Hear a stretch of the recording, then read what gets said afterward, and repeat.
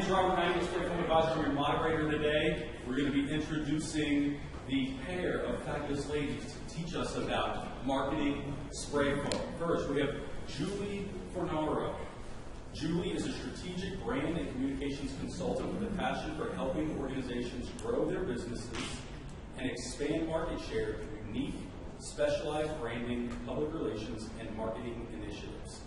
A seasoned practitioner, she has established a niche specialization in the real estate, building products, financial services, and aerospace industries with strong positioning, storytelling, and relationships at the core of her results-driven offering. Julie consults with senior leaders in all sectors of the real estate industry, including investment, finance, development, construction, architecture, planning, building materials, brokerage, asset management, recruitment, professional associations, industry conferences, and more.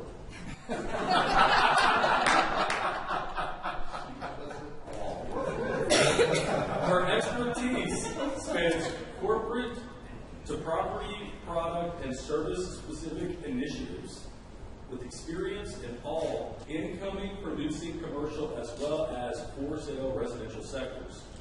This breadth and depth of industry experience provides added value via rounded knowledge and relationships to clients involved in real estate, no matter what role they play.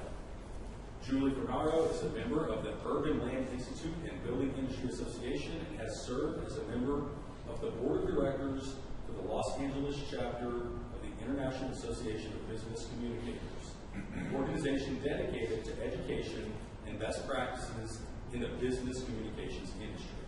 She graduated from the University of Southern California's Annenberg School for Communication. Give it up for Julie.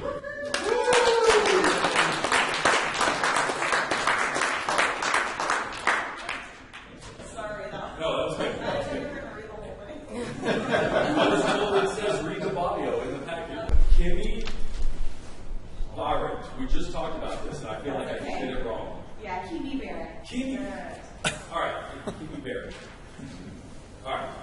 Is the marketing director at Icing on the Pole with over 12 years of marketing, advertising, and management experience. She helps drive both Icing and the Pole brands in all channels, including online, social media, print, direct mail, and more.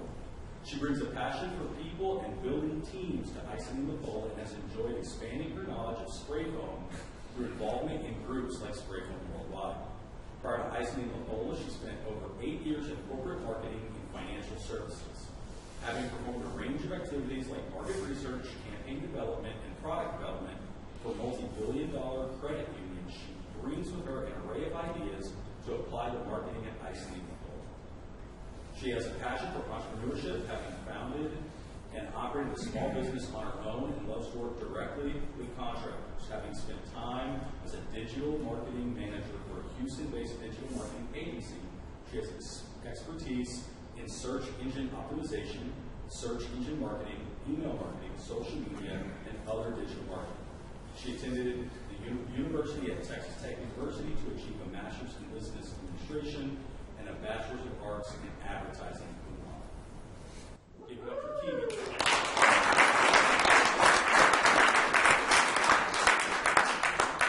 We have one piece of housekeeping business to get out of the way. I think, is it the second slide? Or the third slide, maybe? It might be. The antitrust. Oh, it's at the end. Oh, well, at the beginning I tell you, don't talk about price with people that you compete with. That's my version of antitrust. Ladies, it's all yours. Okay, that sounds great. So welcome everybody. Happy Valentine's Day, and thank you for being here. So jumping right into it, we're going to cover really 3 different topics: how to market yourself, how to market spray foam, and how to market your services. So we're going to start with spray foam. This is a rundown of the things that I'm going to cover. It's about knowing your audience, spreading the benefits of spray foam, being bigger than you are, staying informed, and negating negative PR. So jumping right in, knowing your audience. So I'm speaking to a highly advanced group of subject matter experts on spray foam. Most often, you guys will likely be speaking to other people who don't know a lot about it. So I challenge you to talk to someone that that maybe never has heard of spray foam and see what questions they ask you. They'll ask you things like, well, doesn't it have a fishy smell? Or, isn't that dangerous? Or, these are sorts of things that Julie's going to be referring to later in the presentation. But whenever you're talking to homeowners, make sure and bring that, kind of read the room a little bit, understand who you're speaking to. If it's a homeowner, for example, talk about things like sound attenuation, keeping their home comfortable for their family, things like that. And then additionally, catering your marketing efforts to those audiences. So the way that we market to architects, for example, is different than the way that we market to homeowners. So kind of understanding those mediums, Facebook, LinkedIn, 2 different channels and 2 different messages that go with those as well. Additionally, print ads. In this industry, I've found they haven't died. Print is still very much alive. We have trade publications. There are highly credible articles that are published within those publications. Use the advertising in those to your benefit. And then this has to do with, talking a little bit about homeowners. I know there were going to be a lot of contractors in the room, so I wanted to make sure and touch on how to communicate with homeowners using analogies like, you've likely seen this Arctic cooler here. We've given them away, so they've been posted on social media and that sort of thing. But foam is in these coolers, these advanced level of coolers. Arctic, Yeti, Igloo, for example, they're all using foam as the lining. So, the analogy there that's really powerful is that you can tell people that you can build a Yeti cooler out of your home, for example. Additionally, with the single pane versus double pane window analogy, there's a reason why new residential building doesn't allow for single pane windows, and it's because it's been seen as being not as energy efficient, and eventually, we're all in a great place where spray foam is that next generation technology in insulation. There's also the knitted sweater versus the windbreaker. Sometimes we'll talk about, would you actually eat your sweater or would you wear your sweater? Well, yeah, you would wear your sweater. So that's where the whole analogy of continuous insulation comes in. How that's that advanced form of insulation and putting the spray foam on the exterior of the building structure. So all of those sorts of analogies are really, really powerful when it comes to people that are in that education stage of the funnel. So think of marketing as, this stage of, and you start at the top, and there's this wide group of people, there's a large audience, for example, and we as marketers are looking to educate them about whatever product or service it is that we're selling. So, and then from there, they're becoming aware. So they're kind of filling out their options. Perhaps they're actually looking at brands at that point. And they're evaluating, okay, well, maybe this person seems more trustworthy than this person. And then at the very bottom of the funnel is whenever they're ready to buy. And so they're ready to pull the trigger. That's when they're talking about products. That's when they're talking about a lot of the technical information that a group like you guys are highly advanced to be able to have that discussion with them about the technical benefits of our value and so forth and so on. So imagine that level of, and read the room as far as where are they within that funnel, that buying process, for example. And so all about the benefits of spray foam. So, the 3 big ones that we touch on are the cost savings due to energy saving benefits, air comfort, and sound attenuation. Drive those home and use stories, use testimonials. Those are so powerful for people. Whether you're an architect, a building owner, a homeowner, whatever it is, if you're able to use testimonials from your customers, that's going to show your credibility and trust in your market and also in the product itself. So it's really a double win in that case, and I highly recommend that you use those sorts of resources.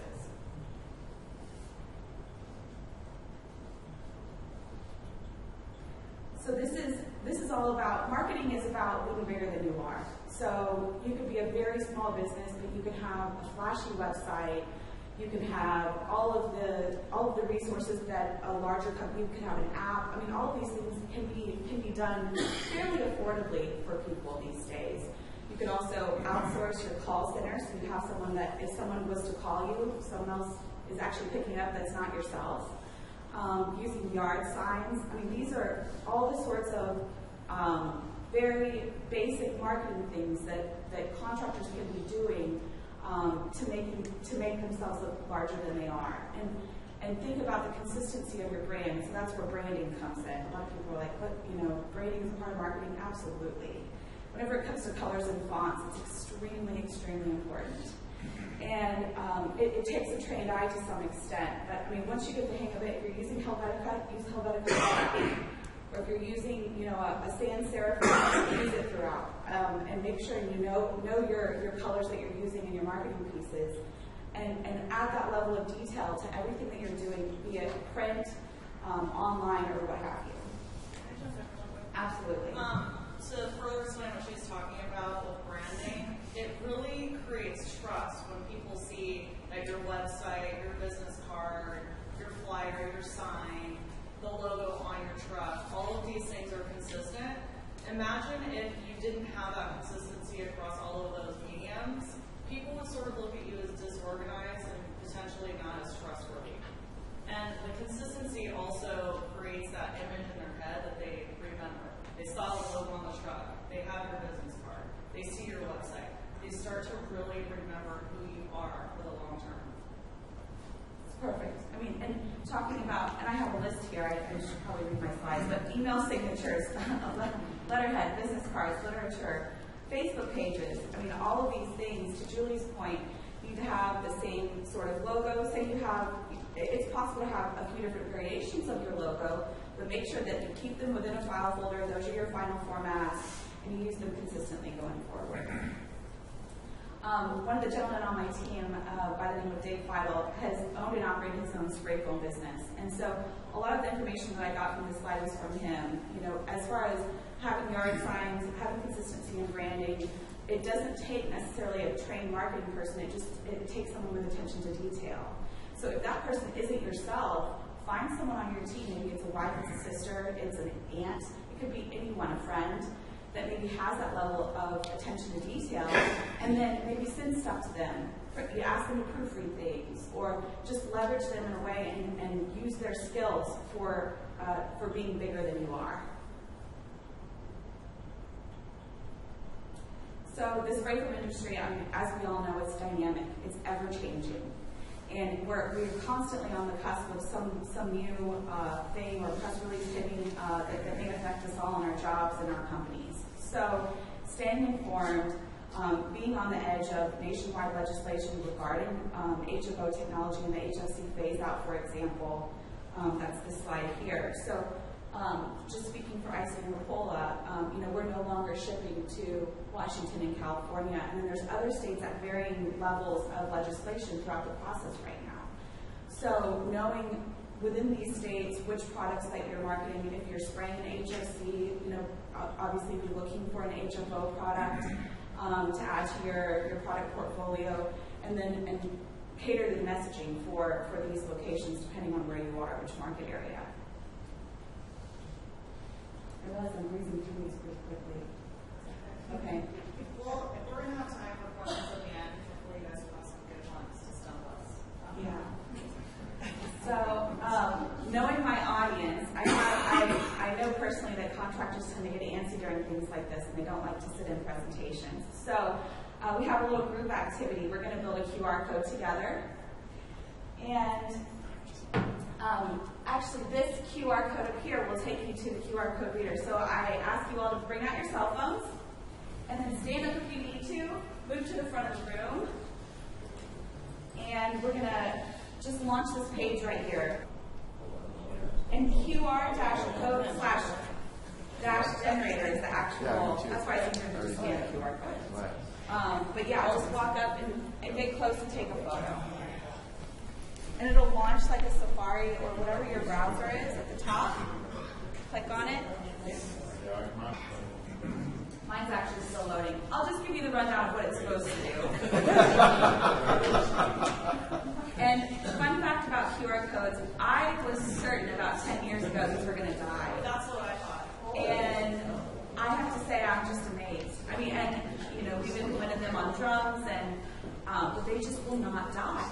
So I'm encouraging you, if I can give you any sort of takeaway from this, I thought it was one of those things that It's hardy, it's strong, it's a simple communication tool for you to use in your collateral and very helpful for people because as I was stating earlier, what is it, QR-code-generator.com, I mean, that's a little clunky, isn't it? So, but if you just have someone scan something, that's fantastic.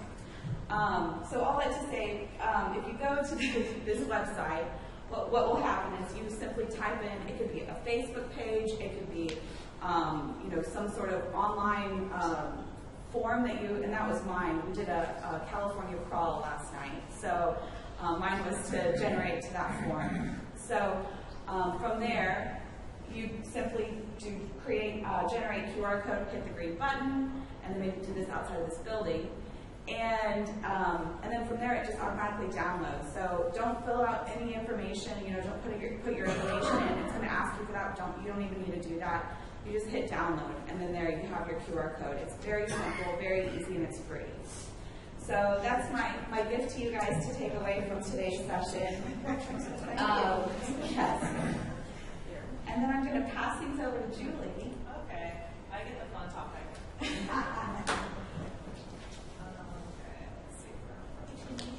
you go back one slide to the picture of the direction?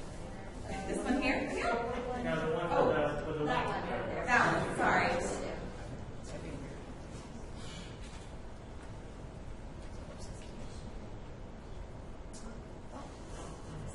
Yes, Ron? So, if you generate a code, how long does that code last? Will it last forever? Yes, Print it on like flyers?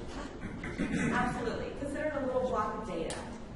So that You link it to your website. you can link it to absolutely a phone number, for example. So if someone was to scan it with their phone and would function call. Does it say 281. frame.pngs? That's okay. Yeah. So there's Yeah. that's it. Okay, good deal. So John's marketing for Graco. So he and I can help people at the end of this if should anyone need help. That's great. And it could even be words. So if you just wanted, for example, our plant manager created a QR code for me one day that said Kimi Rocks. So every time I would scan the QR code, it would Google Kimi Rocks. And there happens to be a girl with a Facebook page. Her name is Kimi, and she collects rocks. So that wasn't bad, but it was still cute. So. Okay. I'm going to go back to the other slide. Okay, so obviously everyone in here is aware that spray foam has gotten a lot of negative attention. Unfortunately, a few years ago we had all of the class action lawsuits. There have been a lot, well not a lot, I should clarify that.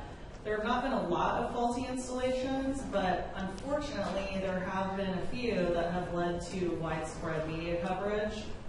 And what makes that even more problematic is once something is on the internet, on a news site, it's searchable for a very long time if somebody types in spray foam.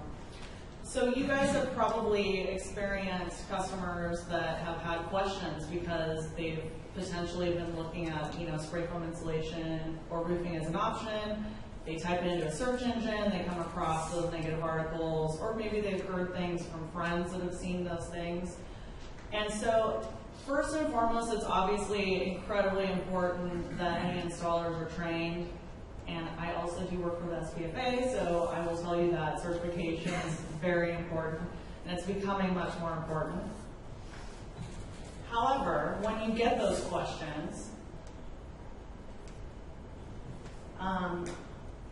what I did here is I put up some common misperceptions that people have about spray foam because of the negative coverage and things like that. These were actually provided to me by a major home builder that uses spray foam, and these are the questions that they most commonly get with their salespeople, with consumers that are coming into their communities and potentially wanting to buy a home from them. These are the questions that they most commonly have. And what I did here is I wanted to turn it into a positive. So each of these things is a negative, and I wanted to give you guys an idea of how to turn it into a positive so that you can change the mind of your customer when you get these questions. The first is that spray foam is flammable. Well, that's actually false. It's a combustible material, and it requires a higher than normal temperature to ignite. I wanted to do this so that instead of just saying, no, that's not true, you're actually giving them the information to change their mind. The second one about it emitting toxic chemicals, obviously false.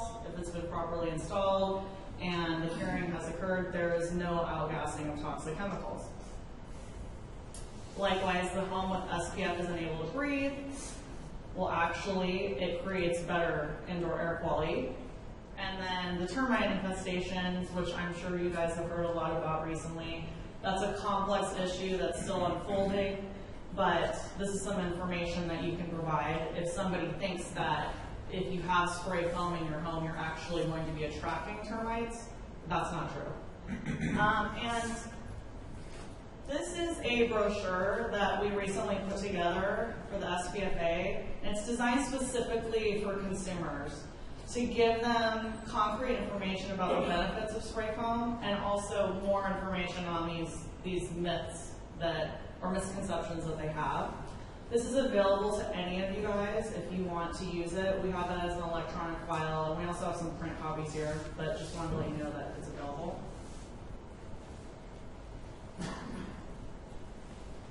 Okay, so now we talked about marketing spray foam and the benefits. We're going to talk a little bit about services and customer service. So obviously, before I get into this, actually, I wanted to talk about something. How many people are in here that are contractors? Can you raise your hands? Okay. I feel like contractors as a general population, not just spray foam contractors, there's a misperception about all contractors that they're sort of not good people. I think it's very common in the United States for people to be skeptical of contractors, maybe because there have been some bad ones. And so from the get-go, you guys could be potentially working with that sort of misperception. And it makes it all the more important that your service level is really high and that you can build trust with your customers so that you can dispel that distrust. And those people will then ultimately refer other people to you later on when the job's done good. So to ensure the quality, obviously you want to take pride in your work. I think it's really important that you continually educate your customer about the process, the installation, and the timeline so that there are no surprises. People don't like surprises, especially with things as important as their home or their commercial property. Always, obviously, following industry best practices with safety, that'll ensure you don't have a faulty installation, and provide a good experience. You know, you want these people to refer you to other people. Your reputation is everything. So when you're thinking about how you can best provide that experience, think about how you want to be treated. Think about when you go to a restaurant. I'm sure you guys have all had an incredible experience at a restaurant, and you always remember that person and what they did and how it made you feel. How can you bring that into your own business with your own customers? And the last bullet point that I have on the slide is consider following up with your past customers and being open to feedback, even if it's not good feedback, because that's really valuable, actually. If somebody tells you, you know what, I really liked X, Y, and Z about my experience or the work that you did, but I didn't really like this, use that as a learning opportunity to do better next time. So online reviews and reviews in general, these are becoming extremely important. Everybody is looking at online reviews when they're making buying decisions, whether they're buying a car, a lipstick, or they're looking at a company for potentially hiring them for services. If you look at these numbers that I have up here, nearly all consumers are using reviews to compare products and services, and 93% of them are now saying that their decisions are being made by, at least in part, by online reviews. So, oh, sorry. You got some tips for countering online reviews? Yeah, we'll talk about that. Okay, so Reviews are important. If you have more reviews online, your search engine rankings can go up. But it's really important to note that you don't need to think about reviews as them being your enemy. I find that a lot with a lot of my clients, and you heard that I have experience with a lot of different types of real estate organizations. Practically every single one of them has had a negative review at some point, and it spins people into a frenzy. You know, it's really upsetting to the business owner, the CEO, everybody involved. And I'll just put it out here. Everybody's probably going to get a negative review at some point. It's really about how you deal with it. So you can't please everybody all the time. But again, as I mentioned, these are really valuable. If you get a negative review, be open to the feedback. If it's an online review, obviously you want to make sure that you respond to it immediately. You want to make sure that that individual knows that they were heard, and more importantly, you want to make sure that all the other people that see that negative review saw that you responded immediately and it mattered to you. And what you want to do is make sure that immediate response happens, and then try to take that conversation offline, because you don't want to have an ongoing conversation about everything that was negative for everyone to review in the future.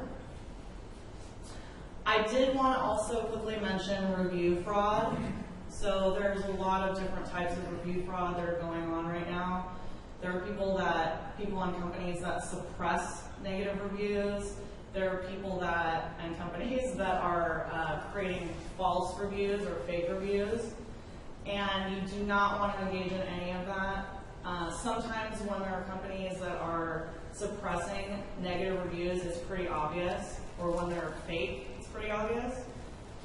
I wanted to bring up this one company, Sunday Riley, which probably the company itself might not be of interest to you guys. It's a skincare product company, and they sell it in Sephora. And they were recently caught because their CEO was asking and getting their employees to go onto Sephora's website and post fake reviews.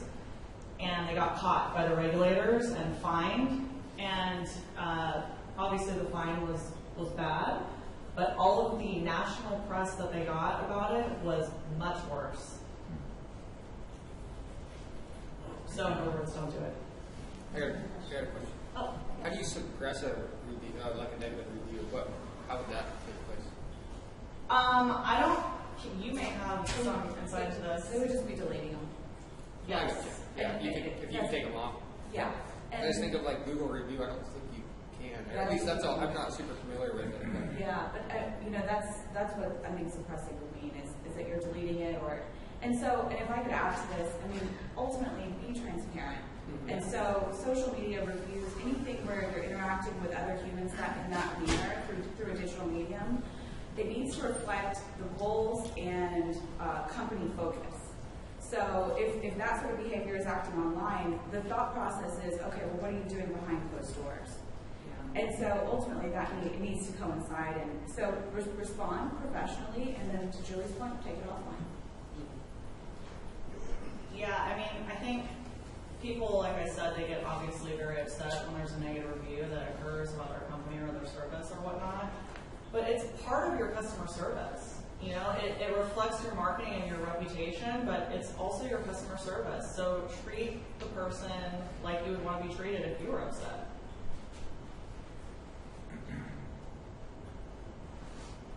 Okay.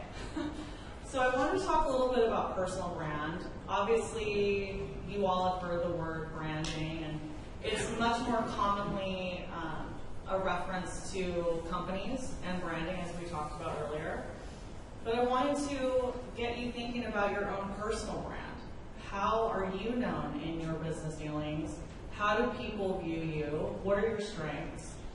And if you can really hone in on that and utilize it and leverage positive branding for yourself, it can really help you in your business and score points with either your boss or your potential customers. Your personal brand should showcase your strength and your values, And it should help you to stand apart from your competition. And hopefully it's going to be authentic. Otherwise, it probably won't work at all. So as I mentioned, your values in life are your operating principles. And if you're not working in conjunction with those, you're not putting your best foot forward. Your passion should be involved in your brand. What are you passionate about?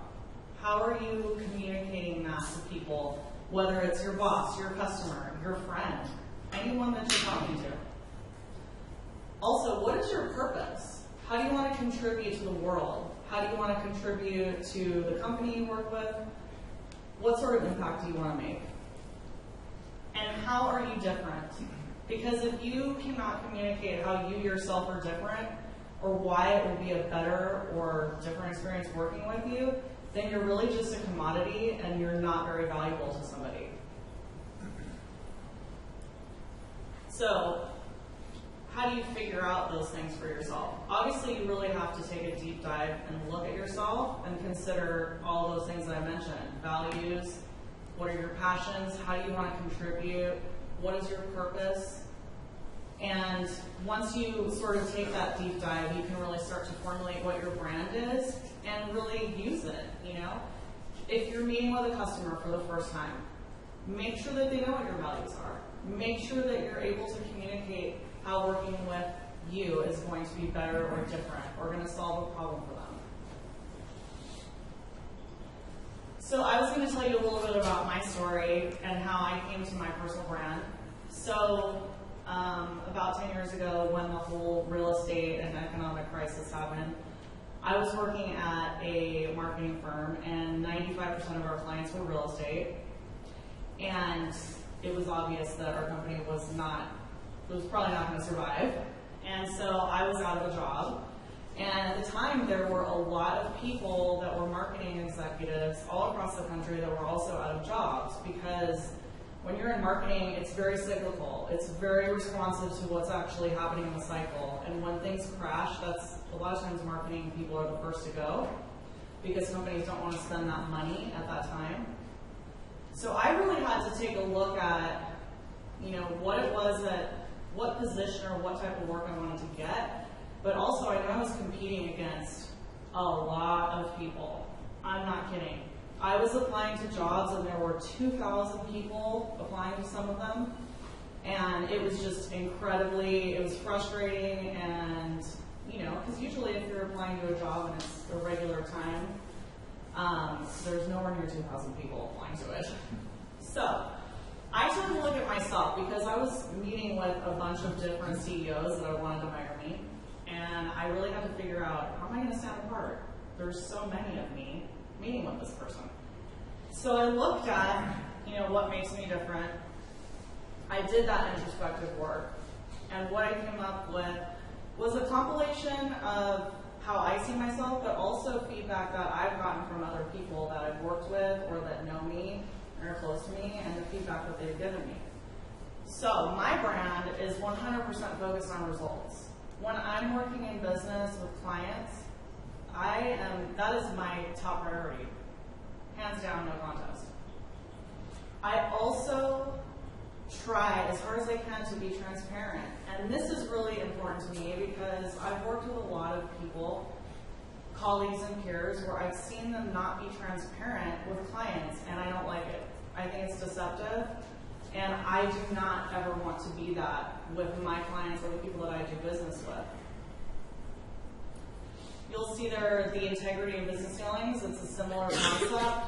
When I bill for my time, I make sure that my clients get all those hours that they paid for. I do not allow myself to ever slack with that. That is exactly who I want to be. I want to be trusted, and it takes work, but for me, that's my brand. The last one, the athleticism in life and work. So I used to be a competitive ice skater when I was young, and for about 10 years, and I would skate and train 6 hours a day. I had coaches. It was an incredible amount of work, and I showed up every single day. Can you imagine skating that much? There are going to be a lot of days where you don't want to go. And you don't see the change happening. You know, it's happening incrementally and you're getting better, but maybe your coach sees it, but you don't always see it, and it's frustrating. But for me, I feel that experience in my life has really formed who I am, and I bring those values and that work ethic to my career now. And it has really, I get comments on it, you know, from people.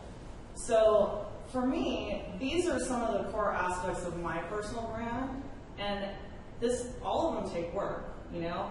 If I want to be 100% focused on results, I have to make sure I'm bringing them. So I wanted to leave you guys with the idea of just considering what your personal brand is. What are your values? What makes you different? And to really think about it and, you know, cultivate it and use it to your benefit.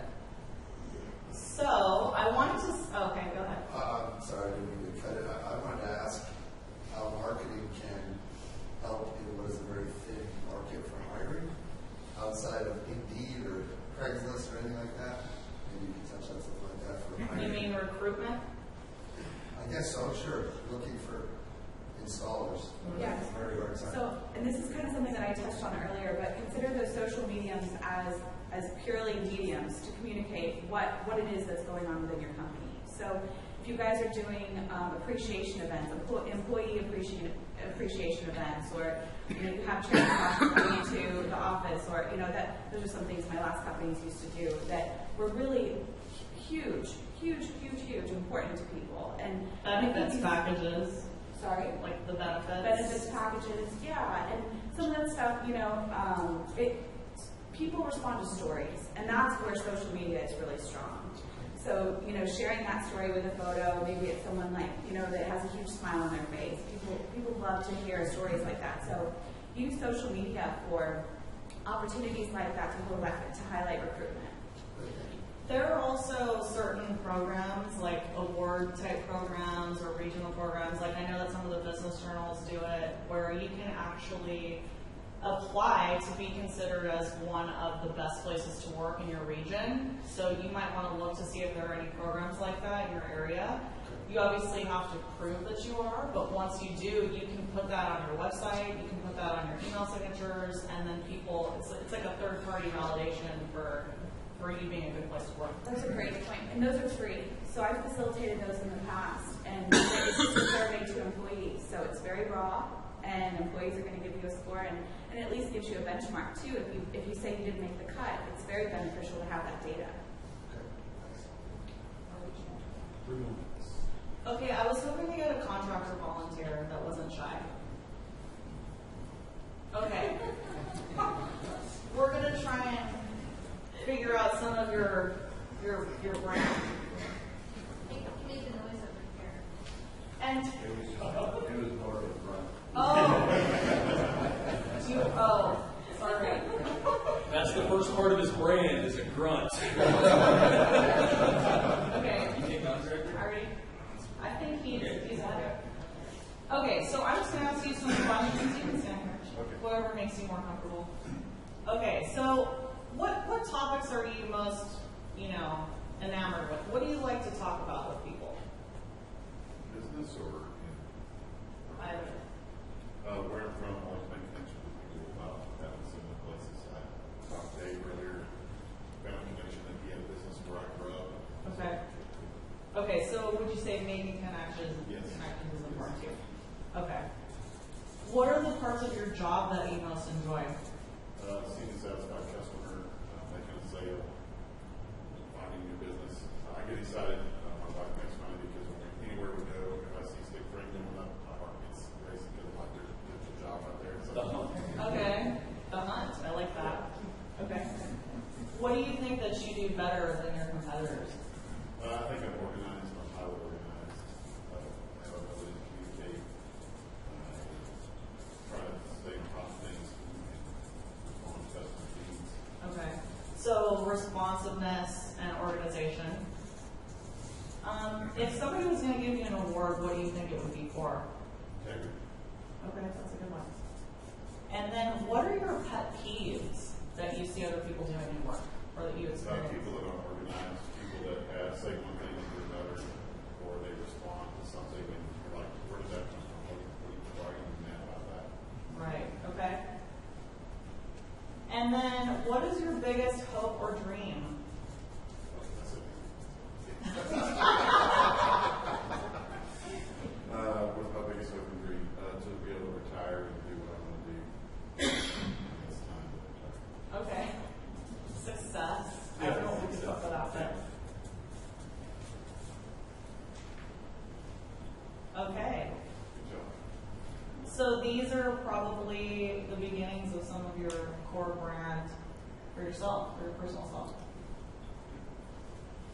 Okay, cool.